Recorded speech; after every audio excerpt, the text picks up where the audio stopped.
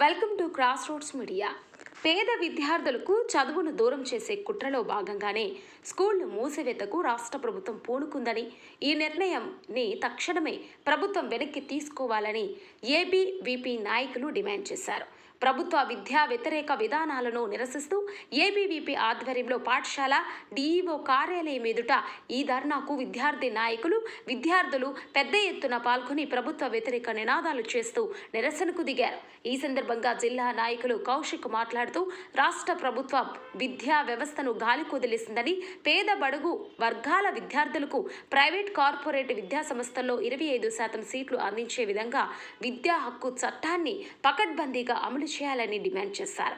విద్యార్థుల తల్లిదండ్రుల రక్త మాంసాలను పీక్కుతుంటూ లక్షల రూపాయలు ఫీజులు వసూలు చేస్తున్న కార్పొరేట్ విద్యా మాఫియాపై చర్యలు తీసుకోవాలని అన్నారు. ఫీజుల నియంత్రణ చట్టం తీసుకొచ్చి పేద విద్యార్థులకు ఫీజుల భారం నుంచి ఉపశమనం కలిగించాలని డిమాండ్ చేశారు.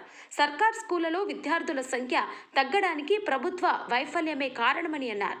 ఇంజనీరింగ్, మెడిసిన్ ఫీజులను తలదన్నేలా పాఠశాలల ఫీజులు ఉన్నాయని, వాటిని నియంత్రించడంలో ప్రభుత్వం విఫలమైందని విమర్శించారు. పాఠశాలలో మౌలిక వసతులు కల్పించాలని, గురుకులాలకు పక్కా భవనాలు నిర్మించాలని, ఖాళీగా ఉన్న ఎంఈఓ, డీఈఓ పోస్టులతో పాటు టీచింగ్, నాన్ టీచింగ్ పోస్టులు భర్తీ చేయాలని, నేషనల్ ఎడ్యుకేషనల్ పాలసీ 2020 అమలు చేయాలని డిమాండ్ చేశారు.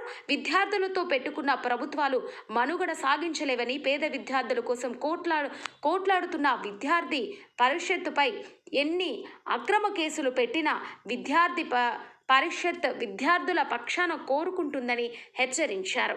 ఈ కార్యక్రమంలో కామారెడ్డి జిల్లా town joint secretary Akshay, Swathvik, Vinay, Nithin, Azhar, Shiva, Teja తదితర ఇతర కార్యకర్తలు పాల్గొన్నారు.